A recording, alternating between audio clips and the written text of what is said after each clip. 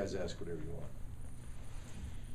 You got a question? Yes, Do you know obviously today, Trey Matthews and I'm gonna get your question next, but today was a record. Claude, I don't know if you knew that or not, but, well, I won't even say it. I'll gotta make say it this. now. No, I can't say it. Okay, go ahead. I was gonna say Trey Matthews was out there, looked like in full pads today. How Right. close to 100% is he, or is he getting? He's practicing full speed, I would say. Right now, there's no limitations. We don't have any limitations on him.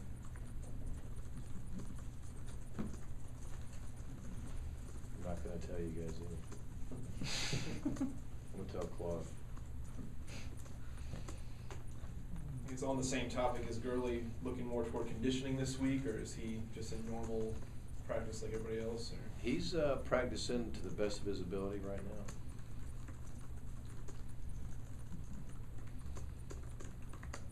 He's still hobbling around. He's hobbling around a little bit. Coach, I was just wondering what the decision was to burn Rum's redshirt, which is 4 regular season games left. We don't consider it burning his red shirt. We consider it that he's been working towards, getting ready to play. I would say if a guy was healthy his entire season and then all of a sudden you decide to play him for no good reason, that would be burning the red shirt. But if you have a lot of injuries at a certain position, or if a guy's been injured himself and trying to get himself in position to play, I don't really look at it that way. With the JUCO guys in general, I know that with a class this big, you were looking to sign a lot of guys so that you could kind of space it out. You didn't want it to be all freshmen. But is there any disappointment that it hasn't been? I know Mays and Johnson, particularly Mays, but were you hoping for more immediate impact overall? Well, we weren't sure. We just wanted to bring them all in and compete. And whoever's ready to play, we'll play them. And if they're not, that's okay. In years past, if we took a junior college guy, we were thinking that he would play right away, or at least you're hoping he'd play right away. In this class, we were just trying to find good football players, and if they're ready this year, good. If not, it could be next year. Mark, you usually have 3 scholarship tight ends, I think, that are playing. Is Hugh Williams giving you a nice little cushion there to do something? He's helping us a lot right now. Hugh's been practicing well, and he knows what to do, and he's a good blocker. And I think it's really, from where he started to where he is now, he's an excellent route runner. He was an O-lineman when he Oh, yeah. Year, Oh, yeah.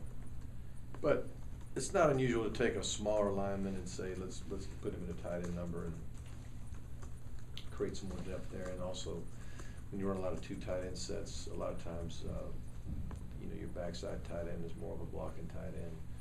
If you're in a 2 tight set, a lot of times sometimes you're in a 4-minute mode and you're running the great majority of the time. And so a smaller lineman can fill in that spot. But Hugh's been doing it so long now, and he's been getting a lot of reps as a route runner and ball catcher. And he had a really good day today, actually. I guess one last injury question. Artie Lynch, is he making any progress toward? He's making progress, but he didn't practice today.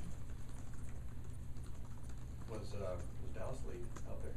He worked scout team work, but he won there early. He had hyperextended his elbow a little bit yesterday. We kept him out of we gave him treatment early part of practice, and then he worked with against the scout units. So questionable? I'd say he's probable.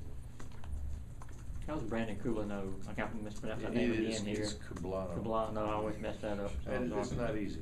You're not I think I do talking- that. I think I do that every time. Though. So how's he been? Kublano. He's doing well. I mean, he's when he does it right, he does it really well. He's very strong. He's a pretty good athlete. He's tough. When he blows it, like a freshman does from time to time. But at least when he does get it right, he's very capable.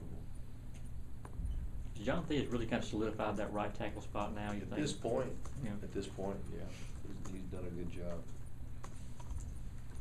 Did you guys like what you saw from Nate Diaz the other day? So? Very good job. He's practicing well. The Theus boys have done well. And the timing was good. To have it happen in Jacksonville, and it was, I mean, it happened, you know, going into Jacksonville, obviously, but it was, I'm sure it was very, it's probably really a great day for the Diaz family.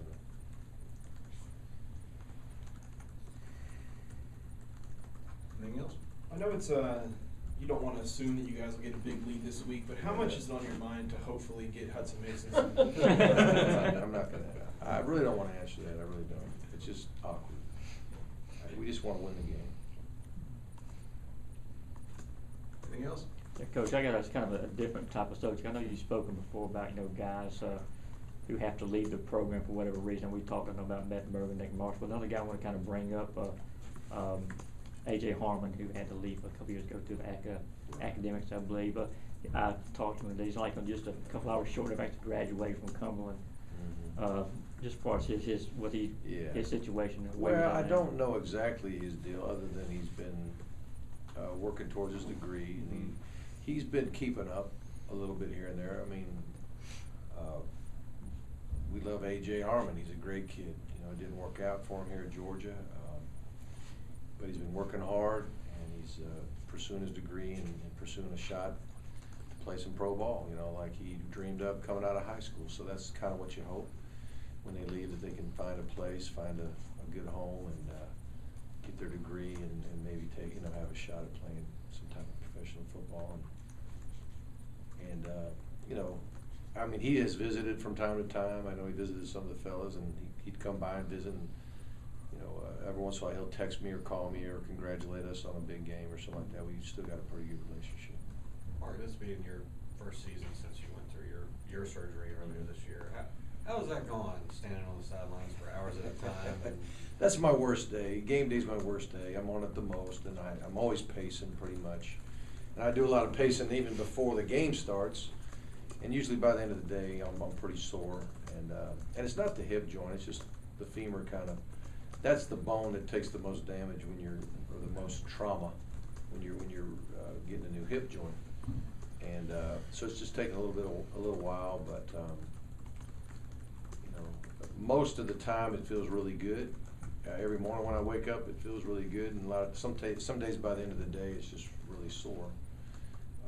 But game day is just, it's the toughest day because I'm on my feet a bunch and I'm pacing a bunch, and just like, I know around halftime it was feeling pretty rough, but like today, last 2 days, it's feeling great. do you have anything you can do when it does feel rough? Well, I'm just trying not to take heavy meds. You know, I don't want to. I've been weaning myself off of the meds, well, for quite some time now, and I mean, you could probably pop a few more Advil in there or something like that, put some, you know, and maybe take a little bit of the edge off. And but I've just been trying not to do too much of any kind of medication if I can help it. You got wiped out against Tennessee, didn't you? Yeah, that hurt. That set me back a little bit. And this was, I think it was this game. I was like, well, let's see if I can get. Oh, look at that hip. Whoops! Wait a minute. Look at that. Oh, wait a minute. Let's try it again. No. You see that right there? Not real bad, but I took a pretty good shot in the shin this game, and I was really close to getting rolled up. Bad. And I thought I was out of the way. I saw it coming, and I was moving, and good thing I did. It happens fast. It happens real fast on that sideline. That's why you see some coaches get rolled up. Yeah, you went down, looked like somebody shot the president. I wasn't the only one that got knocked down that day. Chuck Dowdle, check the film. Chuck Dowdle got wiped out that day too. Everybody got hurt that Tennessee game. That's the day